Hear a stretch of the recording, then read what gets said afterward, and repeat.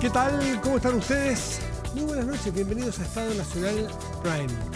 Hoy estaremos hablando de la tensión que se instaló de manera repentina, inesperada, a partir de una declaración de un ministro, que es un ministro requete contra poco político. Los ministros siempre son políticos, pero un economista, un técnico, Luis Caputo, se puso a hablar de Chile y, bueno, respuestas desde aquí, contestó el presidente Milei desde allá y se armó un poquitito. Esperamos que solamente en ese contexto, pero vamos a hablar en esta tensión Chile-Argentina, producto de las críticas entonces al presidente Gabriel Boric puntualmente. También de la reforma de pensiones, ¿qué tan cerca, qué tan lejos, qué tan urgente es que salga ahora? Porque enero aparentemente se pone como plazo para que salga en segunda instancia legislativa en el Senado, o no hay acuerdo y hay que esperar para más adelante, aunque viene año electoral, se sabe. Bueno, nos acompañará esta noche, además, la directora jurídica del Servicio Jesuita Migrante, porque justamente esta eventual regularización de 180.000 personas, del cual el gobierno ha hecho referencia, generó inmediatamente una polémica, que también en año electoral es un tema cantado, va a estar de todas formas en todos los debates. Aquí comienza Estado Nacional.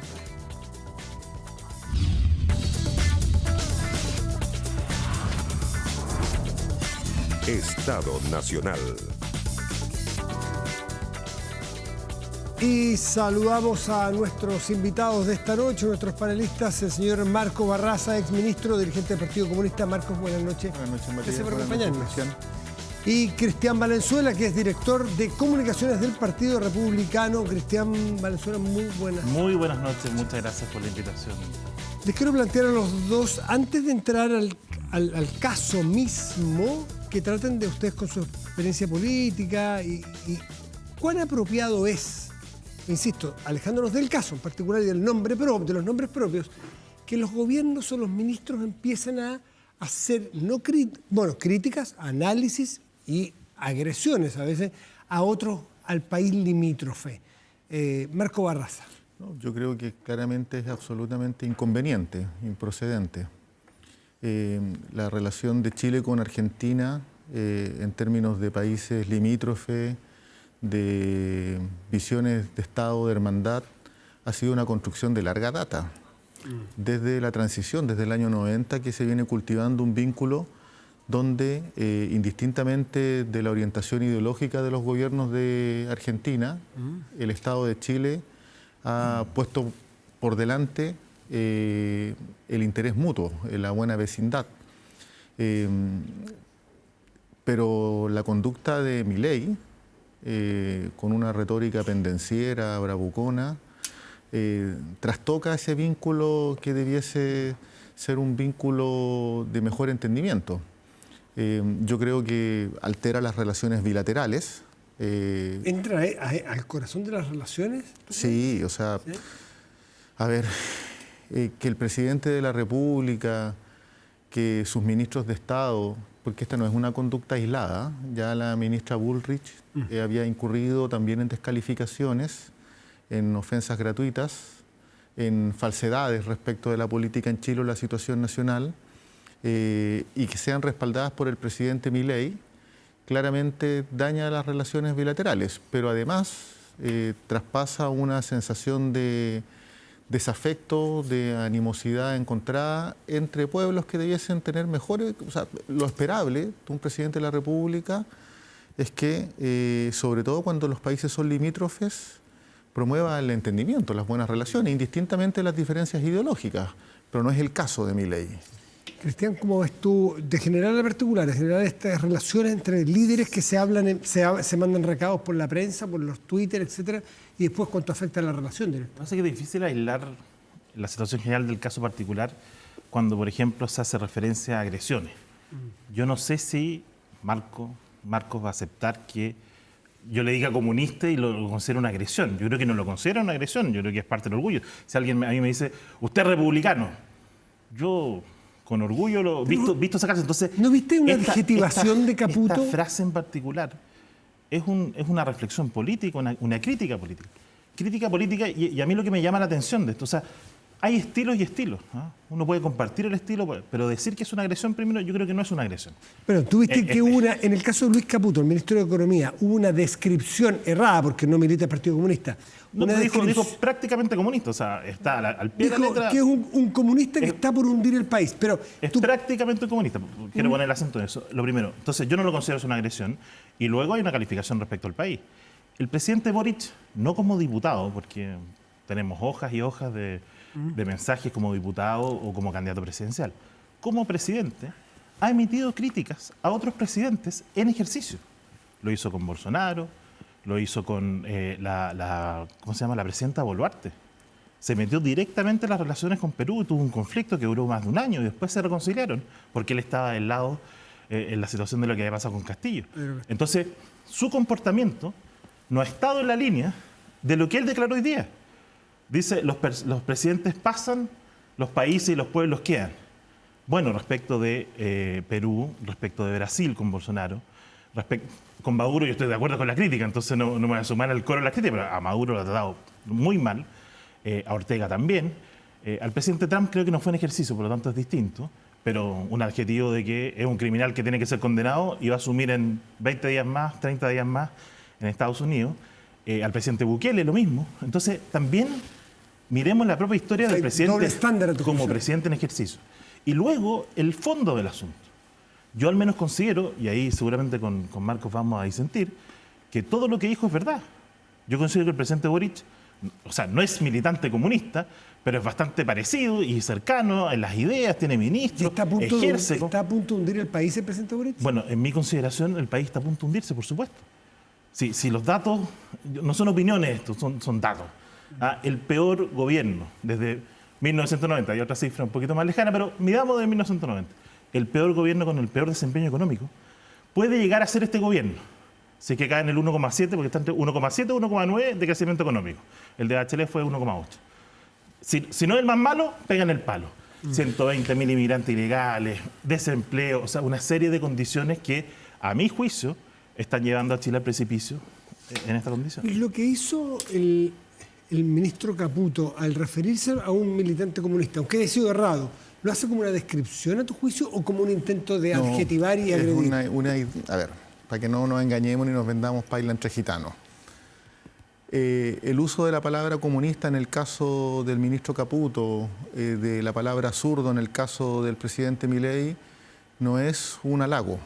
Ellos lo connotan de manera negativa. Lo connotan de manera negativa. En el caso de Chile eso sería penado por la ley antidiscriminación, a propósito de credo, raza y religión. Por lo mismo... Porque el comunismo es una religión. No. Credo, raza o religión. ¿Pero en dónde califiquen? ¿Credo, raza o religión? Ideología. ¿También está? También. Ya. Mi punto es que lo usan de manera peyorativa, de manera descalificadora, como un insulto, pero además lo acompañan de una descripción de un país que no es el país que ellos describen. O sea, no es un país hundiéndose. No es un país hundiéndose. Argentina tiene un 53% de pobreza. 38 53 oficiales. No. Yo la revisé. Se informó la cifra oficial. La revisé. Bajó a 38%. Lo acaba de informar el Ministerio de... ¿Ya? Lo voy a mirar en algún diario mientras ustedes sigan. Y por otro lado, se incurre en una descalificación de una economía que no es real. Si el país se encontró al inicio del presidente Boric con un 14% de inflación, hoy día está en el 4%.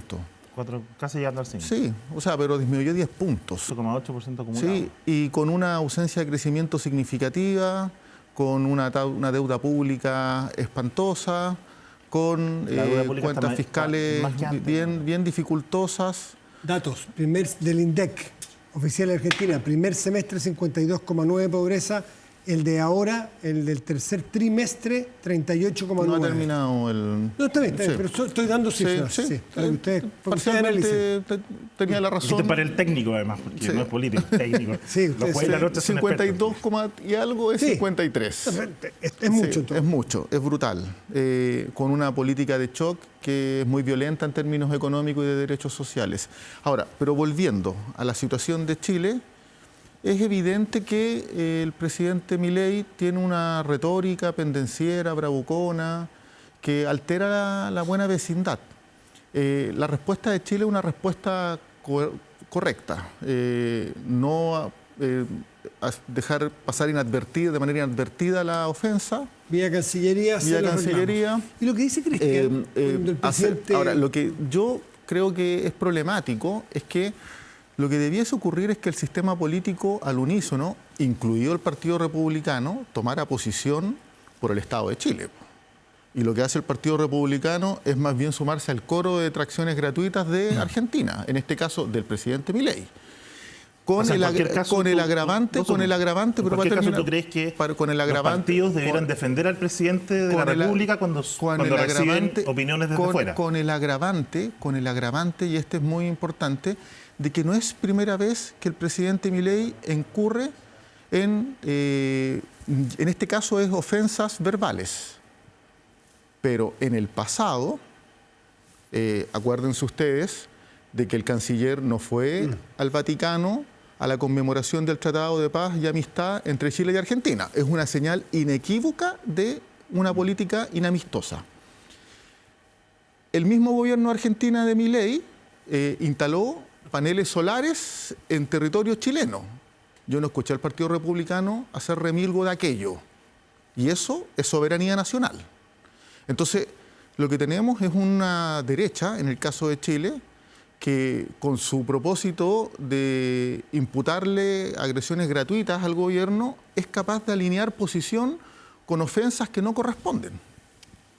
Cristian. Sí, me llama la atención la primera parte de lo que decía Marco respecto de que los partidos al unísono tienen que defender al presidente. Me habría gustado que esa frase la hubiera repetido hace 4 años atrás, cuando trapeaban en el piso con el presidente Piñera, la hoy ministra Vallejo, el propio presidente Boric Pero por críticas domésticas, me imagino que se refiere a... Iban afuera al extranjero. De una agresión foránea. Viajaban al extranjero a hablar mal del presidente, a decir que era poco menos que un genocida, se querellaron contra él, lo acusaron constitucionalmente 2 veces. En televisión pública, la primera, yo me acuerdo con el presidente, lo vamos a juzgar. Bueno, ya mostré que todavía no lo juzga. Entonces, esta idea de que uno tiene que defender, o sea, ¿cómo voy a defender contrariamente una frase como la que yo la considero verdad? Yo no la considero agresión. Solo para aclarar, ¿hay una diferencia, juicio tuyo, Cristian, cuando la crítica es de un chileno a un presidente chileno o cuando hay un líder de un país extranjero, de otro país y vecino, que haga una crítica, o es lo mismo? Es que a mí me parece que si la crítica está bien fundada y se hace de manera respetuosa, yo creo que aquí hay un tono... No ha sido respetuoso. ¿Te pareció respetuoso y fundado? ¿Fundado te parece? A mí me pareció que lo del ¿cómo se llama? Lo de Luis Caputo está hablando de una realidad. No ha sido respetuoso. Si Marcos considera que decir comunista es peyorativo, no lo sé. O sea, el mismo presidente también ha salido afuera muchas veces a hablar de la extrema derecha, de los peligros, de la ultra, haciendo referencias veladas y explícitas a José Antonio, a otros presidentes de otros lados. Yo creo que hay un poco de victimización y entiendo por qué. Porque yo estoy seguro que probablemente la encuesta semanal va a subir, porque hoy día se ponen la chapa de patriota, sacan la banderita, la sacan a flamear, y consideran que todos los que no nos sumamos a ese coro somos antipatriotas. Yo creo que eso le redita un par de puntos, pero no es consistente ni coherente con lo que ha sido el propio actuar del presidente Boric. Lo que no me quedó claro respecto a algo que dijo Cristian, me gustaría conocer tu opinión, Marco, es que el presidente Boric también ha hecho críticas a presidentes en ejercicio de otros países. Sí. Con lo cual habría un doble rasero ahí. Ha hecho argumentaciones respecto de visiones distintas sobre otros países, pero lo ha hecho en un tono de debate político y no de descalificación. Entiendo que dijo que Nicolás Maduro se robó la elección, con esas palabras textuales. Lo ha hecho en un tono... ¿Te parece que ese es un tono adecuado? No, sí, ese no es mi punto. Mi punto, no tiene que ver con eso. Creo que el caso de Netanyahu no se refirió también... La impronta del presidente Boric cuando se refiere a situaciones de otros países es en el marco de un debate respetuoso, que es distinto a lo que ha hecho el presidente Milei. Por lo mismo, yo quiero aclarar algo. Cuando al presidente Piñera se le criticaba, no era una crítica gratuita. O sea, hay 3 informes de violación a los derechos humanos de organismos multilaterales de carácter internacional que lo certificaron. La querella de Daniel Jadwe diciendo que él era responsable, junto al ministro Mañalich, de diseminar agentes patógenos para matar a la población chilena en medio de la pandemia. ¿Tú te parece que eso es una crítica justificada? La querella fue en el marco del Estado de Derecho y fueron los tribunales los que resolvieron. No se alteró el Estado de Derecho. Entonces, no confundamos. Aquí estamos hablando de un presidente de extrema derecha que tiene un hábito retórico descalificatorio. Y estamos hablando de un sector de la derecha en Chile, en este caso el Partido Republicano, que con el ánimo de perjudicar al gobierno, le encuentra que no es descalificación en las palabras que hace el ministro de Economía de Argentina y las bravuconadas del presidente de Argentina. Entonces, eso es bien peculiar. Está bien. Quiero aprovechar de pasar al tema de pensiones, porque creo que están bien claras las posiciones de los dos en este round, Milei y Boric. Esta conversación. No, un round pero no respetuoso, sí, está muy bien, no es peyorativo esto de round. Pero, a ver, las pensiones. Primero, ustedes desde ambos lados, más bien se les nota no muy contentos en este optimismo que tiene el ministro Marcel, porque se han filtrado algunos tipos de negociación, algunos alcances de la negociación. Todavía no los detalles, porque si no ya estaría cerrada. ¿Ustedes están contentos como de lo que se sabe hasta ahora, republicanos y comunistas, de cómo están quedando las cosas? A ver, yo creo que en algo que quizás estamos de acuerdo con Marco es Chile necesita una reforma de pensiones. Es que es evidente, porque ahorramos el día y necesitamos ahorrar más. Es que algunas veces, en algunas frases, y también descalificaciones de los ministros que están presentes esta semana, dicen que los republicanos no quieren una reforma. Yo al menos, desde la posición que tenemos, pueden creernos o no creernos, nosotros sí queremos una reforma de pensiones, pero no cualquier reforma. Y por lo tanto, como está nivelada la cancha hoy día, como está presentado en los aspectos que se han conocido, porque tampoco quiero ser muy absoluto en anticipar un juicio respecto de un acuerdo del cual no somos parte de la Comisión de Trabajo del Senado. Te detengo no participamos. para ir parte a parte. ¿Tú también estás de acuerdo en que se necesita una reforma, pero no cualquier reforma? O sea, ¿hasta ahí coinciden republicanos y comunistas? Yo parto de la siguiente premisa. Después entramos en los detalles. Yo no creo que haya coincidencia entre republicanos y el Partido Comunista. ¿Ni siquiera en que se necesita una reforma? Porque yo no creo que el Partido Republicano, en estricto rigor, quiera una reforma. Yo escuché a Ruth Hurtado ayer en Cooperativa en la mañana y en el fondo no quieren una reforma. No están por alterar. Una reforma implica modificar de manera significativa la estructura de cotizaciones, crear un pilar de seguridad social, implica por lo mismo también una regulación de la industria, la separación entre soporte e inversión, e implica mejorar las pensiones de manera presente y futura. Ya, pero no les gusta la reforma, pero, no, es que eso es reforma. Me estoy remitiendo a los planteamientos del gobierno, si yo no estoy haciendo ninguna invención. O sea, ese es el objetivo de la reforma expresada por el gobierno. Si yo lo mido así, no hay ningún parámetro en el cual el Partido Republicano se ajuste a aquello. Ahora, porque no queremos la reforma que propone el gobierno, eso es obvio, pero queremos mejorar las pensiones, por supuesto. Sí, pero mejorar las pensiones supone hacer cambios de manera significativas. Pero esa es tu opinión, no solo mi opinión, no es solo mi opinión, es la opinión del gobierno. Si yo estoy transmitiendo... Bueno, está bien, pero yo tengo derecho a disentir y decir que creo que el gobierno está equivocado. Estoy representando cuál es el espíritu de la reforma planteada por el gobierno. Y ese espíritu de reforma hoy día no está del todo garantizado por la acción de republicanos. Yo he escuchado a Chile Vamos abrirse la posibilidad de una reforma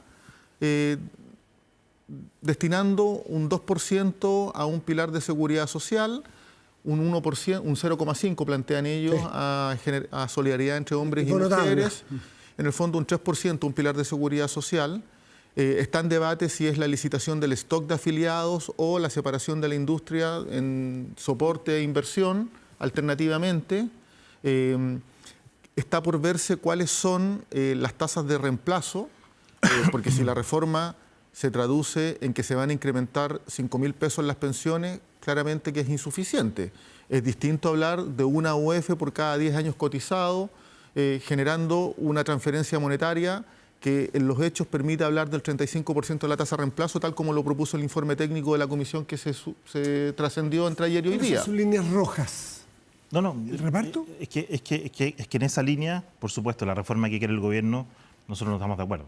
Si acá en un papel escribimos, no me quiero rogar la representación parlamentaria, pero escribimos 6% a ahorro individual, aumento de la PGU ahora mismo, compensación pagada con impuestos generales, esos 3 puntos, y los firmamos, y más competencia en la industria, todos esos detalles separar que la avanzado. industria.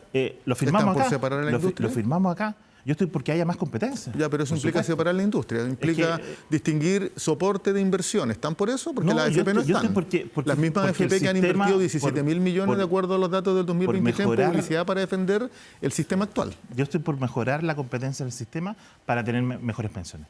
Pero con esos términos, si los firmamos acá, van a subir las pensiones, no van a subir 5 lucas las pensiones. Van a subir las pensiones ahora con el aumento de la PGU y van a subir en el futuro con la cotización adicional, que es una urgencia necesaria. Pero esa reforma no le gusta a Marco y no la van a firmar y no están de acuerdo con eso. Y respecto de lo que plantea del rol de republicanos tiene una senadora, la senadora Carmen Gloria Aravena, y tiene 12, 13 diputados.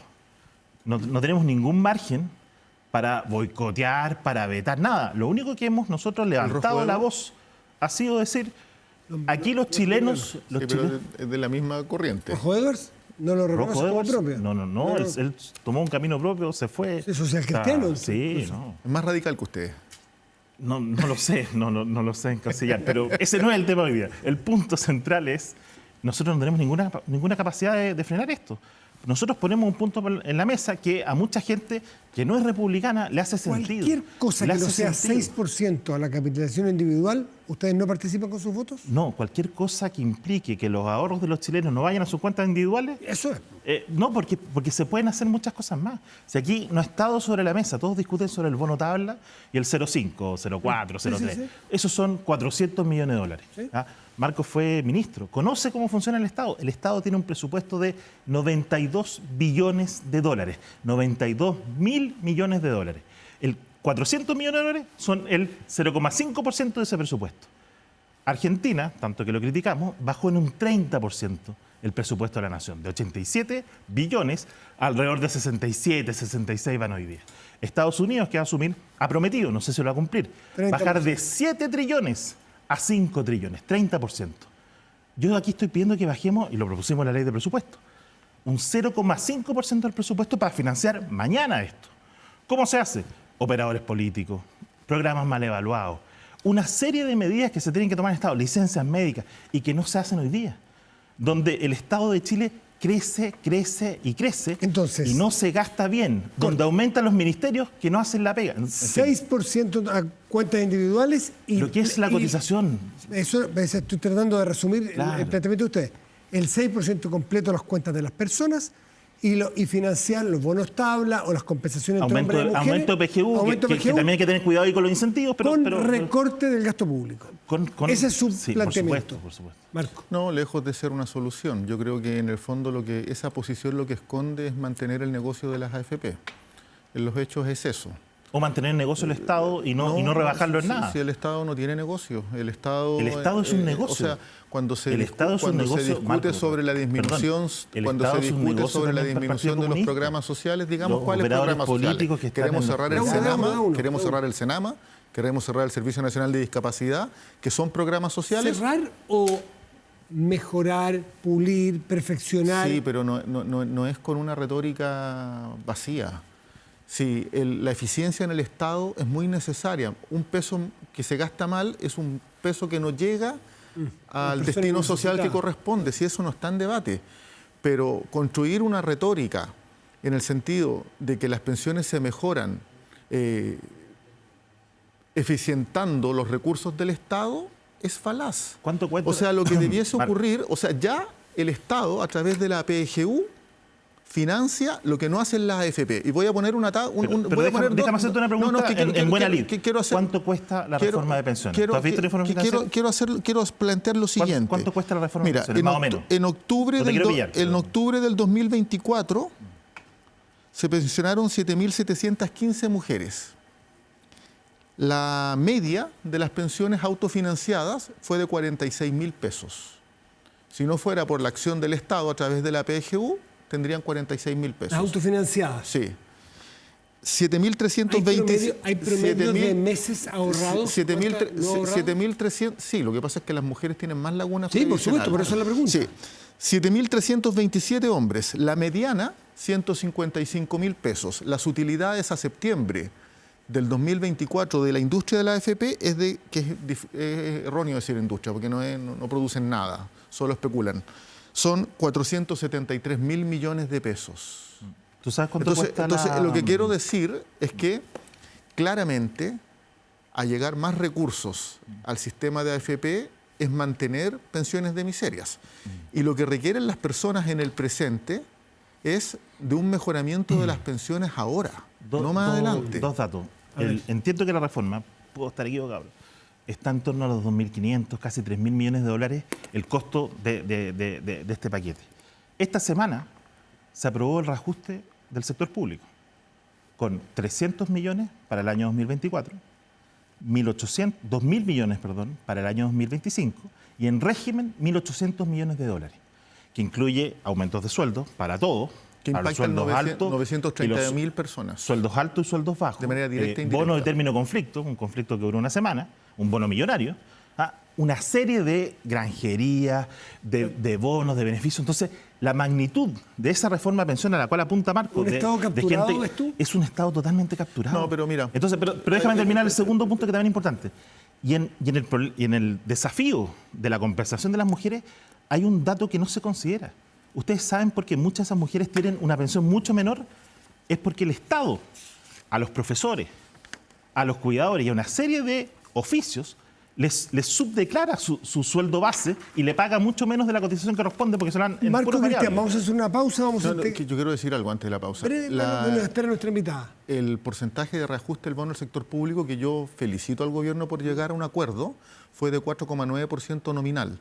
Eso es decir, no pérdida de poder adquisitivo a propósito de la inflación. Preguntémosle a los 12 millones de chilenos que trabajan en el sector privado cuánto poder adquisitivo han perdido en estos 3 años y no han recibido reajustes de sueldo, más la carga a las 40 horas del sueldo mínimo.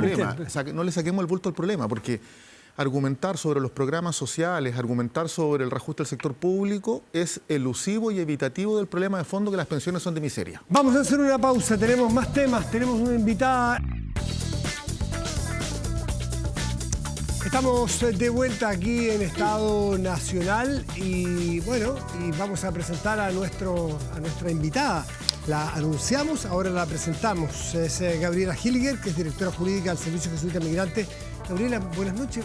Muchas gracias por estar aquí con nosotros. Buenas noches, Matías. Buenas noches, Marco. Buenas noches, Cristian. 182.000, la cifra no se olvida por lo que generó. 182.000 migrantes que estarían en condiciones, no sé cómo utilizar bien para no decir que anunciaron, porque no se ha anunciado, que se está estudiando, la posibilidad de regularizar. Son personas que de manera voluntaria se empadronaron con sus datos biométricos, entregando todos sus antecedentes de ubicación, donde están, teléfono, dirección, y que podrían ser regularizados para, entre otras cosas, cumplir con cosas que son bastante increíbles en este país. Este país que siempre ha habido legislaciones que no se comprenden. Díganme ustedes en qué país uno no puede contratar a una persona, pero a esa persona sí se le puede imponer en una AFP por haber recibido un sueldo. ¿Pero cómo un sueldo? Si se supone que no podía trabajar. Pero los datos es increíble. ¿Los datos que me dicen? Pero el empadronamiento no es para eso. No. Digo, en un país donde ocurre esto con la migración, un tema que hasta las propias legislaciones son incongruentes. No digo que los ¿Cómo están viendo ustedes, porque han participado en reuniones, la posible regularización de este grupo específico de personas? Yo creo, Matías, que lo primero es, frente al efecto de la palabra regularización y lo que se ocasionó después, yo diría que hay que hacer un llamado a desdramatizar lo que es un proceso de regularización. Los procesos de regularización son una herramienta de gestión de política migratoria a nivel global. Los países lo han utilizado, Estados Unidos, Costa Rica, Brasil, en Europa también puntualmente. Y efectivamente nosotros tenemos en nuestra historia chilena procesos de regularización. Lo hizo la presidenta Michelle Bachelet, lo hizo el presidente Eduardo Frei, y durante el segundo gobierno del presidente Piñera hubo los 2 procesos más relevantes y tienen que ver con poder gestionar la migración irregular, que es problemática, y poder distinguir en ese grupo para poder en el fondo disminuir el flujo o el grupo que está en situación irregular. Todos hemos leído sobre esto y sabíamos que había otros gobiernos, varios gobiernos anteriores al presidente Boric, donde sí se han hecho regularizaciones, pero la respuesta que te dan, quienes son contrarios a esa política, eventual política, es, bueno, que el contexto era distinto.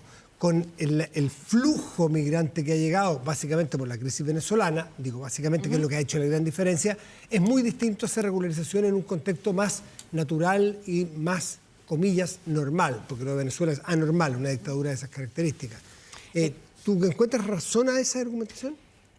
La verdad es que los procesos de regularización en general y los extraordinarios y también procesos que se hacen en forma regular son procesos que se hacen eventualmente cada cierto tiempo efectivamente para gestionar un problema, que es la migración irregular. La migración irregular, tú no tienes identificadas a las personas, esas personas tienen problemas con la integración al mercado laboral formal, quedan sujetas también a ser posibles, en el fondo, objetivos de mercados informales y redes de crimen organizado.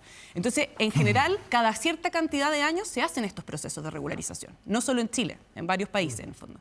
Y en ese sentido, creo que decir como que los contextos son distintos, bueno, de hecho el contexto hace hoy día que sea más urgente, porque los flujos de migración irregular son mucho más importantes hoy de lo que eran hace un tiempo. El último proceso de regularización del 2021, que solamente se focalizó en ciertos grupos, el último proceso que involucró a personas que ingresaron por paso no habilitado fue el 2018. O sea, ya estamos llegando a un grupo de personas que están en situación irregular hace 5 años.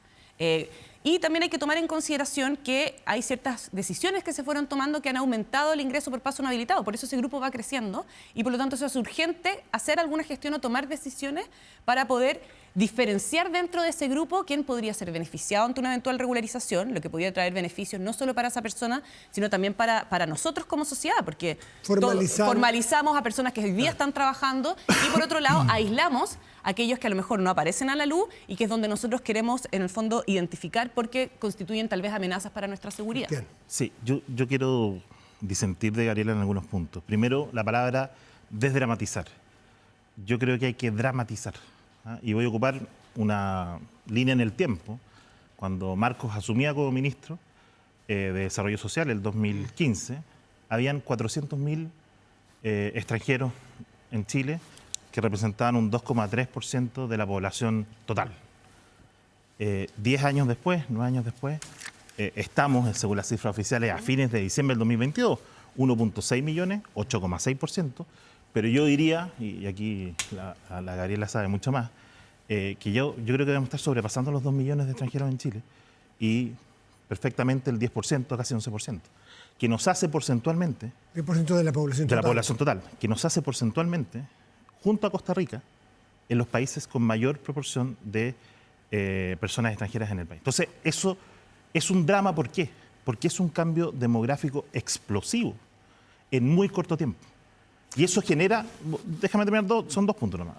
Eso genera un impacto gigantesco en las relaciones personales, en las relaciones culturales, en los acomodos de vida con distintas familias. Eso es lo primero. Y lo segundo tiene que ver con la señal que se está dando con el proceso de regularización.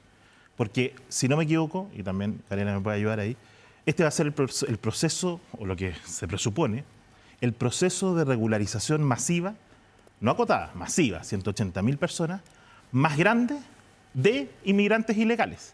Porque los procesos anteriores, el componente de los inmigrantes ilegales, según lo que yo entiendo, el 2021, 2018, eran 16.000, 15.000. Estamos hablando de 180.000, que se suman, y esta es la última cifra que tiro de los últimos 10 años, porque Marco está... a que en los últimos 10 años se han entregado más de 1 millón de permisos de residencia definitiva en Chile. 1 millón de permisos de residencia definitiva. Y en este gobierno, en 3 años, 400.000. Responda, señora Gabriela. Bueno, diga algo.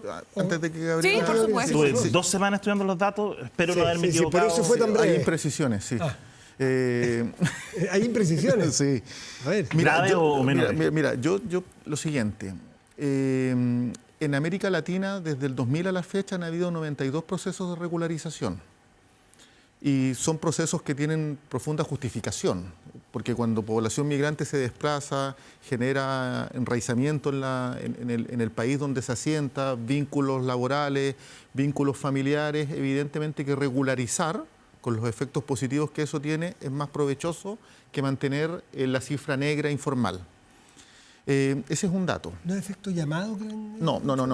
Yo creo que el efecto llamado lo hizo el presidente Piñera a propósito de lo... O sea, porque eso, lo de Cúcuta, dice usted. Sí, porque ya, pero sigue con su... Estoy problematizando la regularización, la eventual regularización, y que el gobierno ha destacado que, a diferencia de lo que se hizo en el gobierno del presidente Piñera, sería un proceso, entre comillas, y hay que destacarlo, con filtros. Enraizamiento familiar, enraizamiento laboral, filtros para que no se regularice personas con prontuario o con conductas delictivas. En definitiva, ya los captaron, eran 200. Sí, ya. Ahí se acotó. Ya. Eso es súper importante porque de los 182.000 personas empadronadas, datos biométricos, el 62% son personas que llegaron entre el 2018 y el 2022 en el gobierno del presidente Piñera. Gabriela. Entonces, lo que quiero destacar es que efectivamente la migración es un derecho humano y hay que tratarla como tal, pero eso no obsta que los estados tomen los resguardos para no generar presiones que no están preparadas los estados. Y el gobierno del presidente Piñera, lo que estamos viviendo en el presente son los efectos de una política de migración altamente irresponsable, porque el efecto llamado se hizo en Cúcuta. El estímulo a la población migrante se hizo en ese periodo. Y quiero destacar un dato. El proceso de regularización, los dos procesos de regularización que hizo el gobierno del presidente Piñera, superan con creces el que se hizo en el gobierno del presidente Frey, que fueron 22.000 personas, en el proceso del gobierno de la presidenta Bachelet, que fueron 56.000, y en los dos procesos son 324.000 en el gobierno del presidente Piñera. El primero con 131.000 personas, el segundo con 192.000 personas. Gabriela, esos son los datos reales. O sea, Ahora no viene ni una imprecisión en los datos, solo para dejar constancia. o sea, pero en el fondo, a ver, yo creo que acá hay un tema con la narrativa, ¿no es cierto? O sea, el tema que decía Cristian con esto me parece dramático, y por otro lado, esta argumentación que también se hace de este efecto llamada, ¿ya? Que se utiliza mucho en la narrativa, pero nunca se acompaña como de evidencia, ¿ya? Y lo digo para ambos casos, para los políticos que ahora están haciendo decir que si se implementara un proceso de regularización, esto en el fondo haría un efecto llamada, y también cuando se habla de la situación de Cúcuta. Lo que se sabe para las personas que estudiamos los flujos migratorios y la protección internacional es que muchas veces estos flujos tienen mucho más que ver con la situación del país de origen que con las declaraciones que puedan hacer ciertos políticos.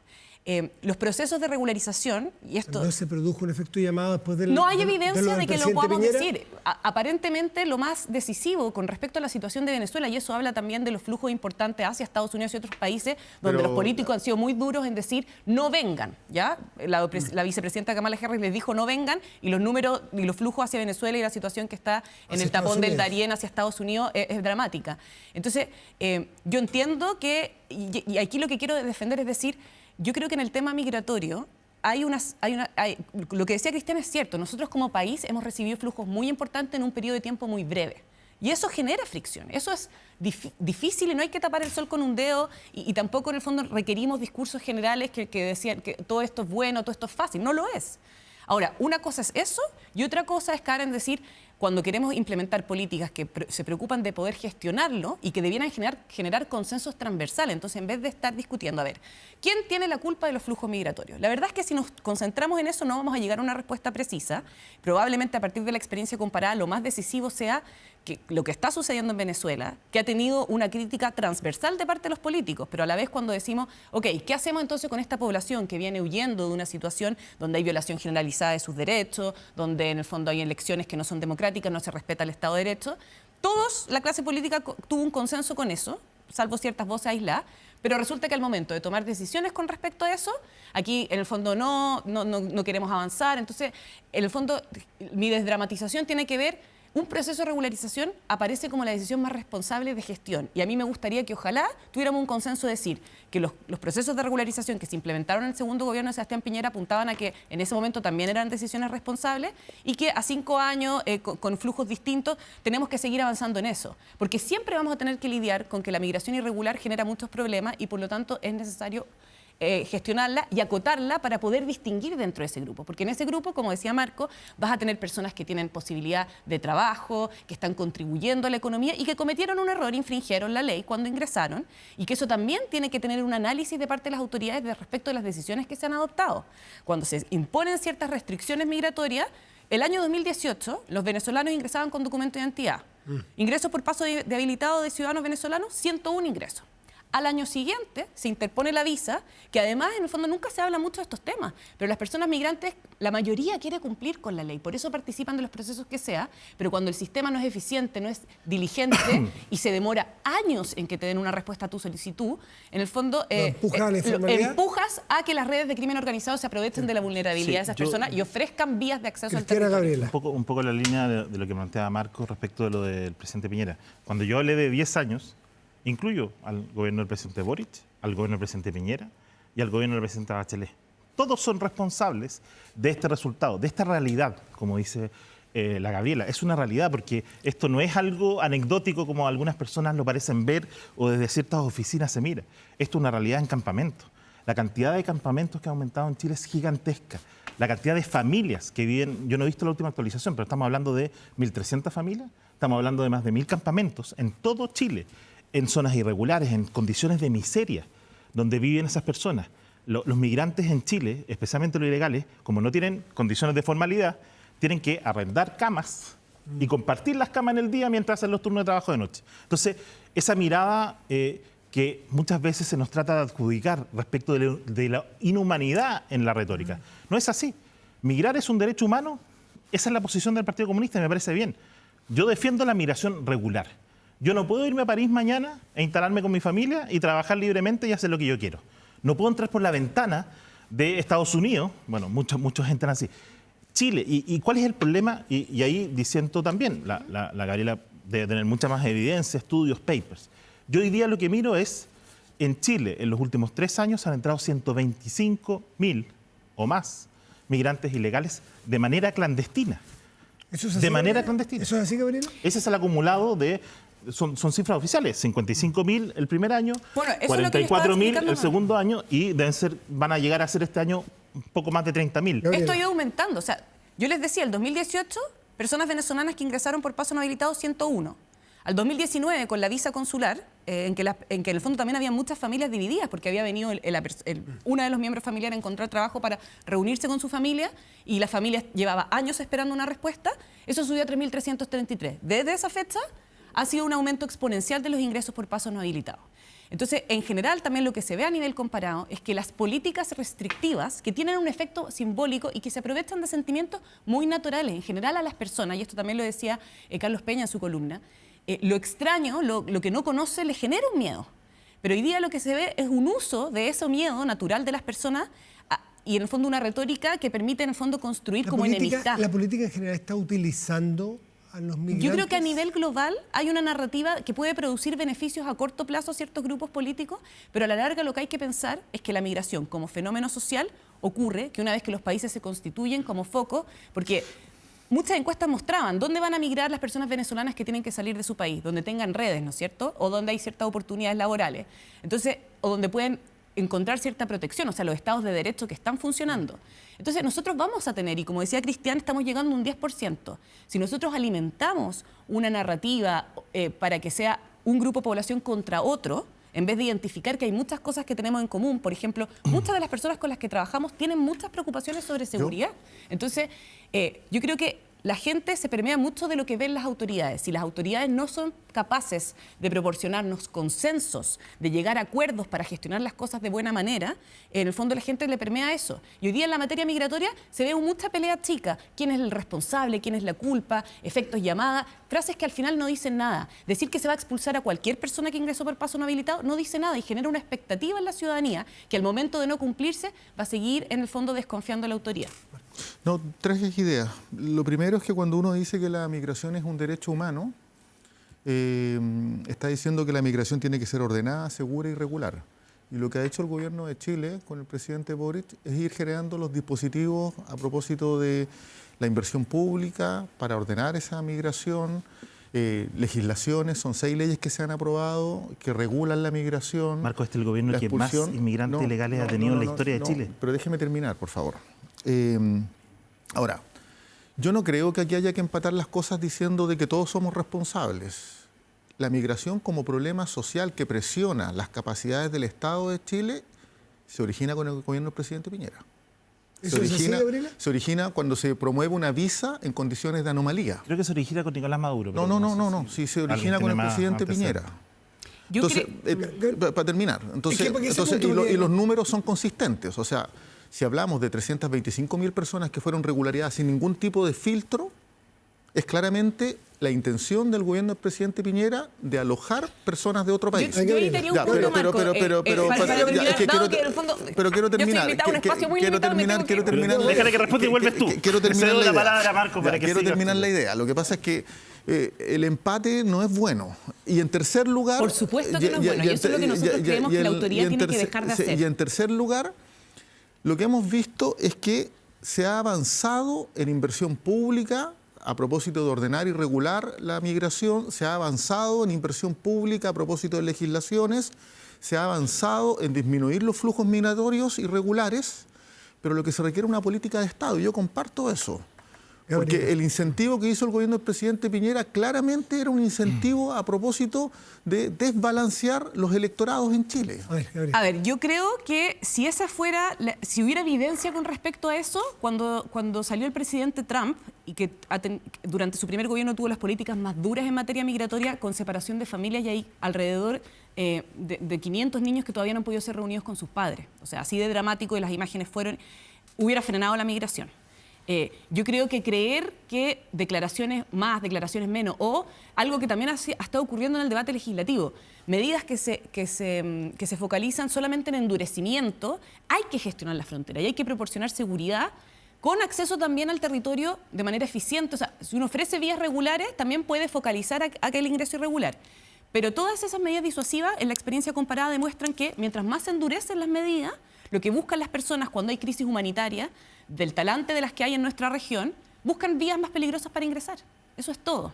Y ahí hay ciertos políticos que han hecho declaraciones, a mi juicio, que solamente alimentan un poco esta sensación de la gente que quiere ver que la política se haga cargo, pero que no pueden ser admisibles, o sea, dinamitar estilo Trump.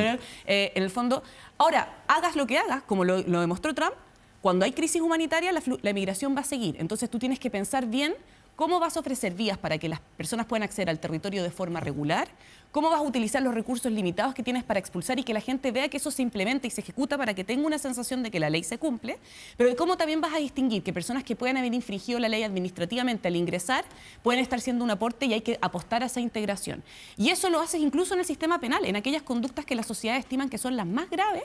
En el fondo, el sistema penal también dice: yo tengo recursos limitados y yo distingo quienes pueden haber infringido la ley penal, no la ley administrativa, que es el caso de los migratorios, y el sistema penal tiene cómo distinguir con salidas alternativas, con facultad de no perseverar la investigación. Entonces, cuando uno dice vamos a expulsar a todos, no es real. Entonces, seamos honestos y busquemos priorizar en expulsiones y en sanciones, y busquemos priorizar el poder integrar a aquel grupo que ya está haciendo contribuciones y que va, en el fondo, a resolver problemas que la población chilena tiene, como el tema de el crecimiento demográfico y el que cubren ciertas funciones en el mercado laboral, y que si los pudiéramos formalizar pueden ser contribuciones mucho más importantes en impuestos y en otros. Ese punto, un representante del Partido Republicano, me gustaría escuchar su parecer. El ayudar a regularizar a personas que voluntariamente se han empadronado, ¿puede ayudar a alejarlos, por ejemplo, de los focos del peligro del crimen organizado? ¿Poder reconocer el aporte que hacen en la economía, porque eso es realidad, ese tipo de cosas? No, ¿O por haber entrado ilegal, con eso basta? Yo creo que en la situación que estamos hoy día es una situación crítica. Y yo creo que lo que está haciendo el gobierno es un gravísimo error. ¿Y no es mejor ser crítico, discriminar que decir que no? Y no se tiene que obviar, porque lo que dice la Gabriela es correcto. Las vías regulares existen, no están ocultas a la gente. Hay pasos oficiales, hay aeropuertos, hay puertos donde pueden entrar las personas. Y todo el mundo lo sabe. ¿Puede entrar un venezolano por el puerto? Si hoy día no hay consulado en Venezuela, tú tienes que solicitar una visa al consulado. Bueno, hoy día no puede porque cortaron los aviones por la crisis diplomática. Pero, ¿cómo se llama? La gente que entró decididamente de manera clandestina y atravesó varios países. No se quedó en Colombia, no se quedó en Ecuador. ¿Por qué, Cristian? Llegó a Chile. ¿Podían qué? entrar por la frontera normalmente? Bueno, pero tienen que hacerlo como cualquier persona, pues. Es que no lo podía- hacen como cualquier persona, Pero es porque que- una no, persona es que- de, no, de es que- Bolivia y pero Perú es que ingresa con yo- su documento de yo- identidad, tal como lo hacían los venezolanos al 2018. Al 2018 por eso no habían ingresos por paso no habilitado o habían un número muy reducido. Tú tienes- que tiene que ver con la tú capacidad. Tú tienes- ingresabas con tu documento de identidad y entrabas. Lo mismo que pasó con la migración haitiana. Y luego tenías la posibilidad de cambiar tu estatus migratorio previa a la modificación de la ley en el mismo país. Todas esas Pero personas hoy día están con esas residencia personas definitiva. optaron salir de Venezuela buscando nuevos horizontes económicos, buscando nuevas oportunidades con la familia. Entonces, ¿no hay y una se crisis vinieron a Chile. humanitaria en Venezuela? A Chile. Hay una crisis política gigantesca, humanitaria, pero no hay 180, las 180.000 personas que ingresaron a Chile o que están siendo regularizadas, al menos que yo esté equivocado y no lo entienda, no son perseguidos políticos del régimen de Maduro. La tasa de reconocimiento de refugio de una persona venezolana ¿Cuál es de es? Entonces 0,4%. 0,4%. Entonces Entonces, estamos, no, pero- entonces pero estamos, Gabriela, Gabriela, termine su punto, confirmando por que el favor. gobierno del presidente Respetemos. Piñera alimentó la Es que migración. ni siquiera Esperemos que puedo Gabriela avanzar en termine mi su punto. punto. A ver. Además, ustedes van a volver el próximo jueves, pueden seguir conversando y no. Pero, a ver, Yo quiero decir algo. nosotros Pero decimos puede que venga que después de hay una Gabriela. crisis humanitaria tremenda en Venezuela. Y hoy día lo que sucede es que si tú eres venezolano, y yo no le voy a contradecir a Cristian que pueden haber distintas motivaciones en por qué alguien sale de su país de origen, pero convengamos que acá hay un consenso transversal que la situación de Venezuela es insostenible, ¿ya?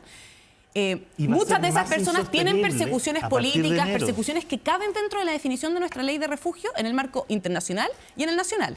Esas personas es casi imposible que sean reconocidas como refugiadas. Entonces, no pueden ser reconocidas como refugiadas, no tienen cómo solicitar una visa.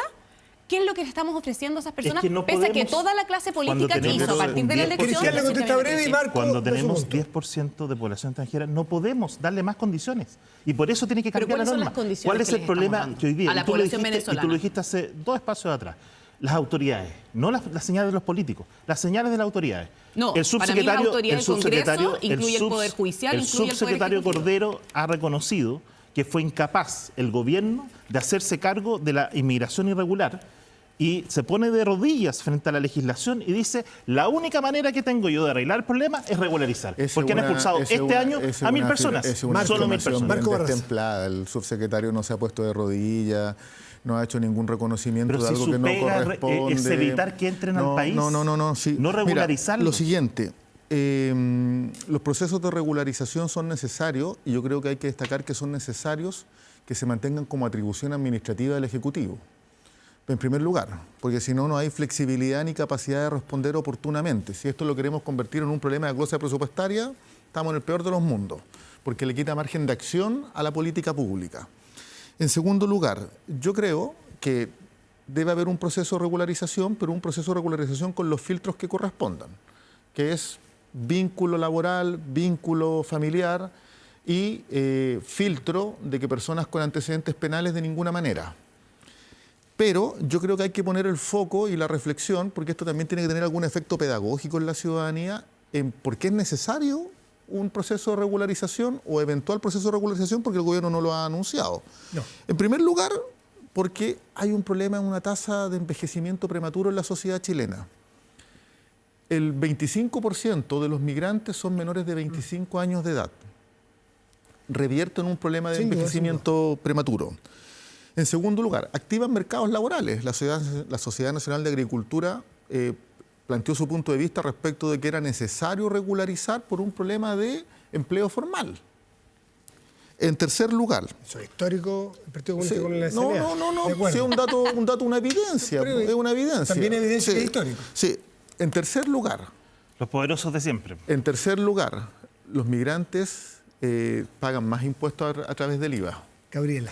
Y en cuarto lugar, regularizar evita que se vayan generando economías informales, que son economías que contextualmente favorecen la generación de conductas delictivas. De crimen organizado. Entonces, si la ciudadanía chilena lo que más le preocupa es probablemente la seguridad pública, esto es consistente con aquello. Gabriel. Ahora, eso no obsta de que en Chile tenemos un problema de migraciones severo producto del efecto llamado del gobierno del presidente Piñera. Gabriela Gil, Ya. el año que viene es electoral y probablemente este va a ser Ya está incorporado en los debates presidenciales, va a ser etcétera. un arma arrojadiza prácticamente la mención siquiera a grupos migrantes de lado y lado. Y yo Porque lo es que- una urgencia social, no por invento de los políticos, es una realidad. Gabriela, Pero la experta narrativa que se hace invitada. para gestionarlo, porque efectivamente es un fenómeno social y la migración irregular es un problema social que hay que gestionar. Entonces, yo lo que haría el llamado es, a que especialmente las autoridades, y cuando decía autoridades me refería al Ejecutivo, al Gobierno, al Legislativo y al Judicial, a todas quienes intervienen, porque finalmente lo natural con la migración es sentir cierta sospecha y cierto... Pero la encuesta Bicentenario usted decía que las personas cuando tienen interacción con una persona migrante en el específico, y las tenemos ahí trabajando entre nosotros, ejerciendo los cuidados de las personas mayores, en labores muy importantes para la sociedad, tienen buena percepción, pero la percepción general es negativa. Y eso tiene que ver con los discursos que uno escucha a la autoridad. Las autoridades son los referentes para la sociedad. Entonces yo lo que diría a partir de nuestro trabajo de más de 2 décadas con personas migrantes que vienen a buscar a Chile y personas refugiadas, un lugar seguro, pero también un lugar para que sus niños y niñas crezcan como chilenos, sienten este país como su país, es a que ojalá lo podamos gestionar de manera responsable, no ingenua, pero tomar medidas que parecen efectivas. Y ahí las medidas más flexibles, siempre la evidencia parece que son mejores que las restrictivas, ¿ya? Y invitar a que sea un diálogo mucho más responsable, con evidencia, y que invite a una sociedad que pueda convivir de mejor manera ante amenazas comunes desde sueños comunes. Así que muchas gracias por la invitación. Nada, por favor, Gabriela Hilliger, directora jurídica del Servicio Jesuita Migrante, muchas gracias por acompañarnos esta noche. Muchas gracias a usted y a los panelistas por este debate Sí, tan por bueno. Gracias, Gabriela. acogedores panelistas. Sí, aquí ya tenemos muchas historias con los panelistas. Cristian Valenzuela, Muchas gracias por la invitación. Marco Barraza, Matías, ambos, Cristian, disculpe si Gabriela. hablaron muy poco, pero hicimos lo No, mejor pero que si el pudimos. objetivo es que a la invitada. El próximo jueves siguen ahí conversando. Y aparte que tenemos un comunista, un republicano, que son palabras odiosas para algunos. Nos despedimos, les agradecemos su Emancipación atención versus el y fascismo. que tengan un muy buen viernes y después viene un fin de semana y feliz Navidad porque no nos vemos. Ah, no, sí, nosotros nos vemos el domingo, tempranito con más Estado O en Nacional. Instagram también. Buenas noches. Con los Reels. Gracias por venir. Reels. Con los Reels.